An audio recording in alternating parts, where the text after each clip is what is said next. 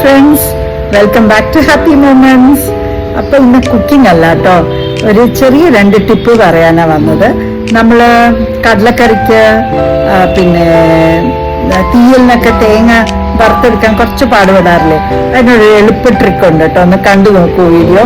പിന്നെ അതുകൂടാണ്ട് നമ്മൾ മെഴുക്കുവരട്ടാനായിട്ട് ഉരുളക്കിഴങ്ങോ പിന്നെ നമ്മൾ പച്ചടിക്ക് വേണ്ടിയിട്ട് ബീറ്റ്റൂട്ടോ ഒക്കെ ചെയ്യുമ്പോൾ പെട്ടെന്ന് വേവിച്ചെടുക്കാൻ പറ്റുന്ന ചെറിയ ടിപ്പുകളാണ് കേട്ടോ.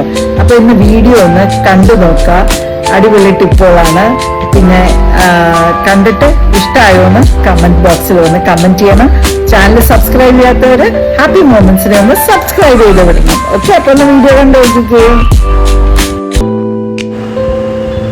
അപ്പൊ ഞാൻ ചെയ്യുന്നതെന്ന് വെച്ച് കഴിഞ്ഞാൽ തേങ്ങ ഇതുപോലെ എയർ ഫ്രയറിൻ്റെ അകത്ത് ഇട്ടിട്ട് ഒന്ന് ഒരു 5 മിനിറ്റ്സ് നമുക്കൊന്ന് എയർ ഫ്രൈ ചെയ്തെടുക്കാൻ പറ്റും. ഇച്ചിരി എണ്ണ സ്പ്രേ ചെയ്ത് കൊടുക്കണമെന്നേ ഉള്ളൂ. ചെറുതായിട്ട് എണ്ണ സ്പ്രേ ചെയ്ത് കൊടുത്ത് ഒന്ന് വിടർത്തിയിടുക, വിടർത്തിയിട്ടിട്ട് ഒന്ന് എയർ ഫ്രൈ ചെയ്തെടുക്കുക. ഞാൻ ഇതിൻ്റെ അകത്ത് 10 മിനിറ്റ്സ് ആണ്, പക്ഷെ 10 മിനിറ്റ്സ് വെച്ചില്ല കേട്ടോ.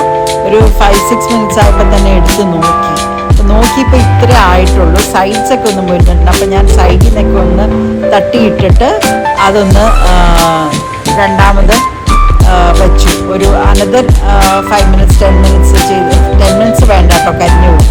ഞാനൊരു 10 മിനിറ്റ്സ് സെറ്റ് ചെയ്തു, പക്ഷേ എന്നാലും ഞാനൊരു 7 മിനിറ്റ്സ് ഒക്കെ ആയപ്പോൾ എടുത്തപ്പോൾ ഇച്ചിരി കരിഞ്ഞു. അപ്പോൾ ഇത്രയും വേണ്ട, നമുക്കൊരു 5 മിനിറ്റ്സും കൂടി ഉണ്ടെങ്കിൽ മൊത്തം ഒരു 5 മിനിറ്റ്സ് വെച്ചിട്ട് 2 പ്രാവശ്യം ഒന്ന് ചെയ്ത് ഇളക്കിയിട്ട് കൊടുത്തു കഴിഞ്ഞാൽ റെഡിയാവും. പിന്നെ ഇതുപോലെ തന്നെ ബീറ്റ്റൂട്ട് പച്ചടിക്ക് വേണ്ടി ഇരുന്ന് സ്ക്രേപ്പ് ചെയ്ത് ചെറുതായിട്ട് അരിയാൻ ഭയങ്കര പാടല്ലേ. ഞാൻ ചെയ്യുന്ന ഒരു എളുപ്പ പണി എന്ന് പറഞ്ഞാൽ ഇതുപോലെ ചെറുതായിട്ട് മുറിച്ചിട്ട് ഞാൻ ഒരു 2 മിനിറ്റ്സിന് വേണ്ടി മൈക്രോവേവ് ചെയ്യും. എന്നിട്ട് അത് നല്ല വെന്ത് കഴിയുമ്പോൾ ഒന്ന് വെന്ത് കഴിയും. എന്നിട്ട് ആറിയതിന് ശേഷം ഞാൻ ചെയ്യുന്നതെന്ന് വെച്ച് കഴിഞ്ഞാൽ മിക്സിയിലിട്ടിട്ട് 1, 2, 3 പ്രാവശ്യം ഒന്ന് പൾസ് ചെയ്തെടുക്കത്തുള്ളൂ. അപ്പം നല്ല പൊടിയായിട്ട് വരും കേട്ടോ. നല്ല ടിപ്പാണ്, എല്ലാവരും ചെയ്യുന്നു. പിന്നെ ഉരുളക്കിഴങ്ങ് നമ്മളെപ്പോഴും സ്കൂളിൽ പോകുന്ന പിള്ളേർക്കും ഒക്കെ ടിഫിൻ ഉണ്ടാക്കുമ്പോൾ ഉരുളക്കിഴങ്ങ് മെഴുക്കുവരട്ടിയൊക്കെ നമ്മളെപ്പോഴും ഉണ്ടാക്കുന്ന ഒരു സാധനമല്ലേ. അതിന് ഉരുളക്കിഴങ്ങ് ഇതുപോലെ ഒരു 10 മിനിറ്റ്സ് മൈക്രോവേവ് ചെയ്ത് കഴിഞ്ഞാൽ അടിപൊളിയായിട്ട് നമുക്ക് വെന്ത് കിട്ടും. ഈ 10 മിനിറ്റ്സ് കുറച്ച് കൂടിയെന്ന് തോന്നുകയാണെങ്കിൽ ഒരു 8 മിനിറ്റ്സ് മതി കേട്ടോ.